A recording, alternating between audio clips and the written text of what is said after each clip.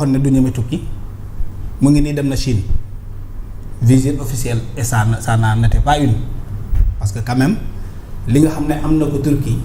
wane na ne tukki bi nga xam ne def na ko Chine y a une nette différence. ci protocole beeg. ci accueil beeg ci considération bi ci traitement kon bii nga xam ne defoon na ko Chine ak bii nga xam ne def na ko Turquie tu vois la différence. ci accueil bi ni ko président bi accueillir traitement beeg waxtaan yeeg mais lonkoloo beeg dem ba bokk julli juma ak yu mel noonu mais tout ça xam nga parti bi malheureusement il est gouverné par les réseaux sociaux il gouverne par les réseaux man le pouvoir moom il est gouverné par les réseaux sociaux ñoom ñoo ñu gouverner de mais ñoom ce sont les réseaux sociaux les militants ñoo leen di gouverner alors comme am na ñu mel ni Kandé nee nañu président mënul tukki premier ministre mënul tukki parce que dafa am loo xam ne mu ngi ci bopp bi mu ne dinañ tukki dinañ dem vers l'Europe ñëw ba riisu noonu Europe mais xam nga duggagul ba léegi Europe presque. La Turquie n'est pas là. Parce que la Turquie elle est. Pas partie de l'Europe. Non pas partie de l'Europe. C'est le continent mais c'est pas bokkul ci espace Schengen. c'est bokkul ci espace bi mu dem ci dëkk yooyu dem fa. yaa ngi dégg ba mu yeggee nag wane na dëgg-dëgg tukki naa mais loolu yëpp dafa am li koy accompagner ci ay faits yoo xam ne fekkee nañu alors premier ministre Ousmane Sonko président au Pastef dafa def conférence de presse wala déclaration wala sax sortie des réseaux sociaux parce que mën ma ko woowee sortie médiatique parce que ci compte Facebook am la def direct di wax ak militants yi mu annoncé des trucs yoo xam ne dina ko def par rapport à la gestion de l'État ne président bi il faut que mu assumer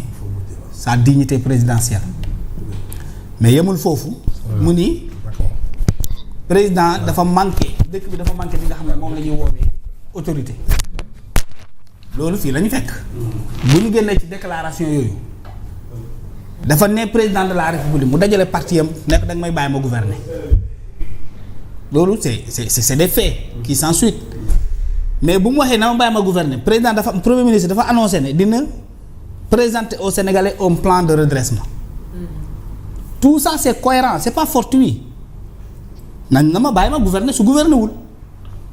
maintenant dans la semaine 2 semaines plus tard on nous présente un plan boo xam ne même les calculs additionnels sont erronés maître Youm dem télé wane les erreurs là qui se trouvent dans ce tableau qui a été présenté additionnel calcul addition plus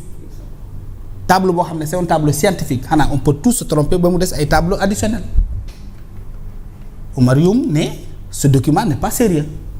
mais dans la tête de ces militants de Pastef ne parle pas aux autres eux ils parlent au Pastef aux militants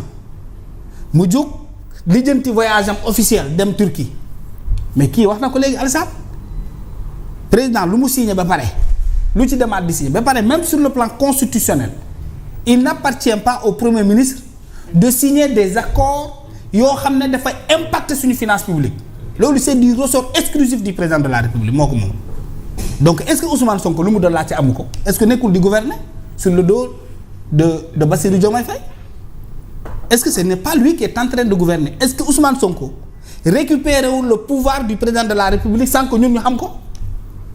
parce que nag la finance publique lépp luy accord international avec les partenaires te muy implique notre finance nationale président de la République moo ko c'est exclusif à condition que mu délégué ko yenn yi te décret boobu kenn gisagu ko. kenn gisagu ko li nga xam ne président bind na signé na nee ko lii ak lii ak lii ak lii. dénk naa ko premier ministre ci biir constitution bi dafa am ay pouvoir yoo xam ne président mënu ko déléguer kenn loolu c'est exclusif au président de la République. moo ko moomal boppam. donc est-ce que Ousmane Sonko n'est pas en train de gouverner est-ce que Bassirou wax ko d'accord gouverner man ma seetaan mais li ci gën a garaaw non seulement Ousmane Sonko est allé corriger les signatures du président Bassirou Diomaye parce que c'est une correction je l'appelle ça comme ça. parce que autant dogguma la parce que autant li ñu daan gis moom mooy c'est d'abord peut-être le premier ministre ou quelques autorités yi ñoom ñooy dem ci dëkk yooyu ba pare pour defar le terrain en attendant le président di doog a ñëw bu ñëwee mën a joyante chose maintenant yóbbaale premier ministre bi yóbbaale yenn ministre yeeg ainsi de suite président bi toog man loolu laa xam peut-être xëy na léegi mais au premier ministre boo xam ne yóbbaale l'état du Sénégal yóbbu ay ministre di signer ay contrat ñuy jël ay parafo di ko joxe lii musuma même Gambie gii musuma ko fa gis rawatina nag cette république du Sénégal on est en train d'assister à des phénomènes à des faits yoo xam ne bu ñu ci taxawul dans peu dinañ gis loo xam ne kenn mësu gis ci réew bi am na leneen lu koy firndeel. c'est quoi? Et man ça m'a fait peur d'abord le premier ministre s'en prend au président de la République ne ko jox ma man ma gouverner c'est un signal. ñu dawal parce que lii matu lii nii yëpp ça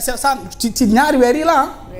Guy Marius Sagna député de la République du Sénégal à l'Assemblée nationale ci beneen pouvoir bu bokkul ak pouvoir exécutif taxaw contester la légitimité du président de la République contester ko cette légitimité là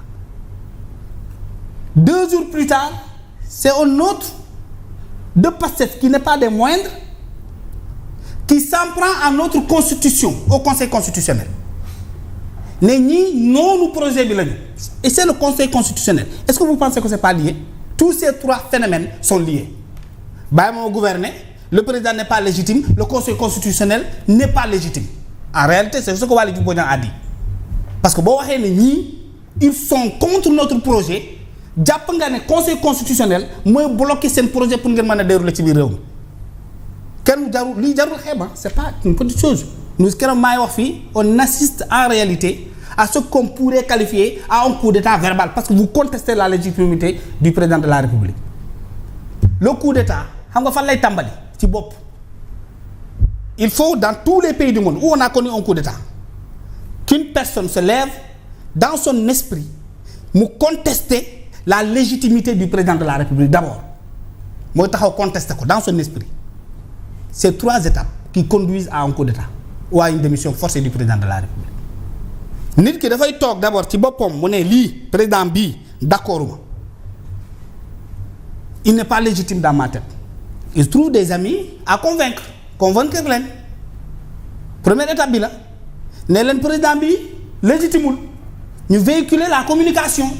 ñu d'accord ne ce président n'est pas légitime et quelque chose quand il n'est pas légitime il faut l'enlever deuxième étape bi maintenant ils prennent cette communication là ñu yóbbu ko ci masse bi dans la population à partir de leur parti politique à partir de leurs organisations ou bien à partir de n'importe quelle autre cellule qui les organise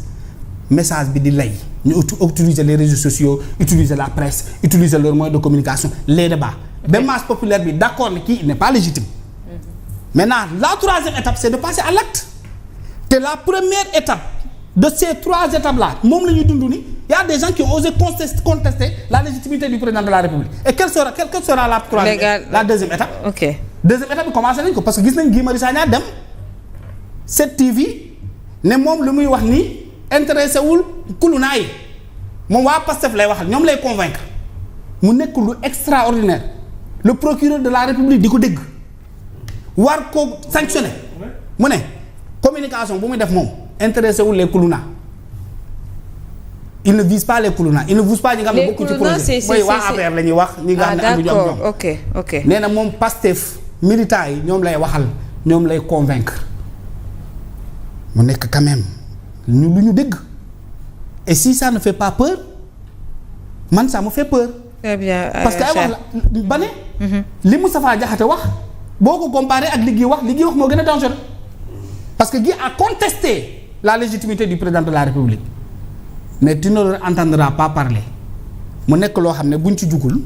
le président risque de tout perdre au détriment d'un groupe de personnes décidées à faire de Ousmane Sonko celui qui voyage qui ratifie les contrats les conventions qui signe pendant que le président est confiné à la présidence de la République te ñun waruñu nangu loolu. amul benn Sénégalais bu ko war on a vu même sur les réseaux sociaux sunu yenn naataango yi di moquer ci Sénégal sur la situation dinañ ñëwaat ci yow alors président concernant li nga xamante ne moom moo di tweet wi Madiambal Diagne def jëm ci. accord yi nga xamante ne daanaka ñoom ñoo yem ci président bi mu signé ak le PM aussi. waaw non je pense que loolu tamit peut-être mën nañ ko comprendre d'une certaine façon pour man c'est vrai que le président s'est déplacé en Turquie a signé comme ni nga ko waxee mais peut-être que signature yooyu il fallait que ñu jëmmal ko mën nañ jàpp ne tamit gars yi dañoo toog ba sonn xaar gisuñu jeexitalu signature yi. ñu dem avec des projets peut-être yoo xam ne qu'il propose directement parce que n'oublions pas que Ousmane Sonko aussi defoon na fi benn réunion avec le gouvernement pour dire que désormais day am un tableau de bord boo xam ne tous les projets structurants dañ koy matérialiser avec des échéances très claires plus un suivi ça aussi il l'avait fait au lendemain de sa sortie d'ailleurs mën nañ jàpp ne cette visite là peut-être s'inscrit dans suivi du signé waat. dans ce cadre là. La différence c'est ça. Suivi du signé bon mais est-ce que bon xam nga signé waat aussi au fond ça n'a pas de sens. voilà. au fond ça moo tax bëgguma xalaate noonu man personnellement. nga war rafetal. non du rafetal. du rafetal mais même les Turcs non même ñun su Sénégal bu fekkee ni ñun dañuy fo ah Alassane parce que mais fi Turquie du nekk ci fo yooyu Erdogan il a autre chose à faire dañ waxante dëgg Erdogan il a autre chose à faire. en tout cas su fekkee ne ñun Sénégal dañoo toll ci fo c'est-à-dire bu fekkee ne Sénégal ñun dañoo toll ci fo ah di signer waat les mêmes choses mais man jàpp naa ne Erdogan mag la non nekkul ci non dafa nekkul ci non Erdogan non nekkatul ci yooyu. déjà Erdogan temps est passé rek dëkkam dafa yëngatu woon des manifestations contre lui ak yooyu donc moi je pense que quand même